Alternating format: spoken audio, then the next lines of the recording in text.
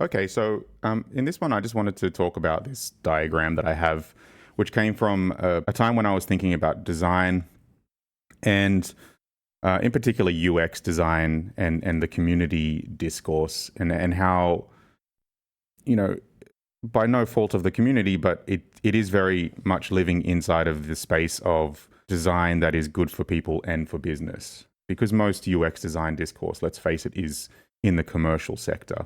So, you're always talking about designing for people so long as it is also going to benefit the business somewhat, or at least not be detrimental to the business.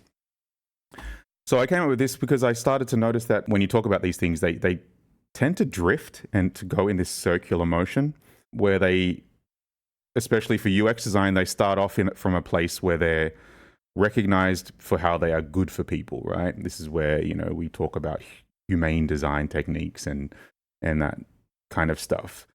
As they are recognized for their benefit to people, even if they don't directly, improve the profits or the revenue of the company, of the business, they are recognized for how they are powerful as a brand tool, as a showing of goodwill.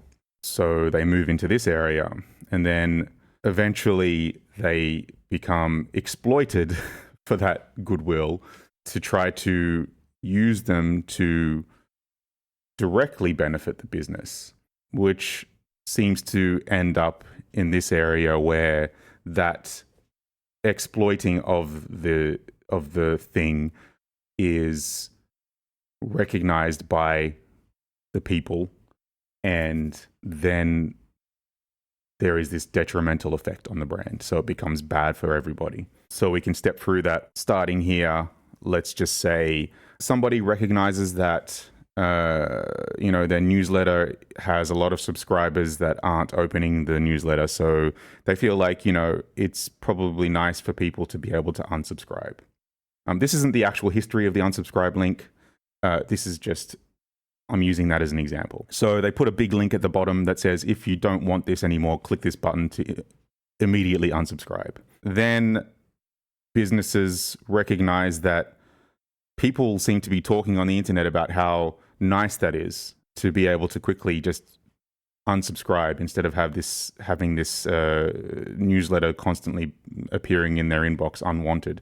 So businesses start adopting an unsubscribe button, and they do it because even though it seems counterintuitive for business newsletters, they recognize that goodwill will definitely rub off on their brand image. And so unsubscribe links in newsletters with one click, no fuss, become good for people and good for business because it's a positive brand image. The business appears, empathetic to humans, right? But then the business starts to recognize this is an opportunity to gather data, right? So when you click the unsubscribe link, they take you to a page where you are asked why you unsubscribed, right? This extra step. People just want to unsubscribe, but the business is like, well, let's ask them why. Let's gather some data. Maybe we can convince them to stay, right?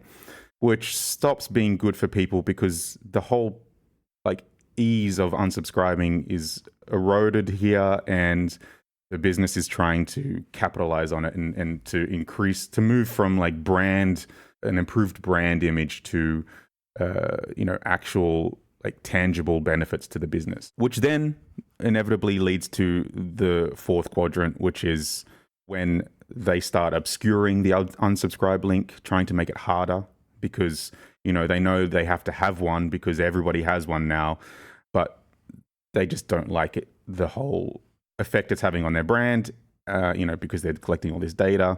And so they start obscuring it, and you see these emails where it's got a white background, and the unsubscribe link is compared to the other links in the email, the unsubscribe link is like a light gray or something. So it's smaller and it's hidden.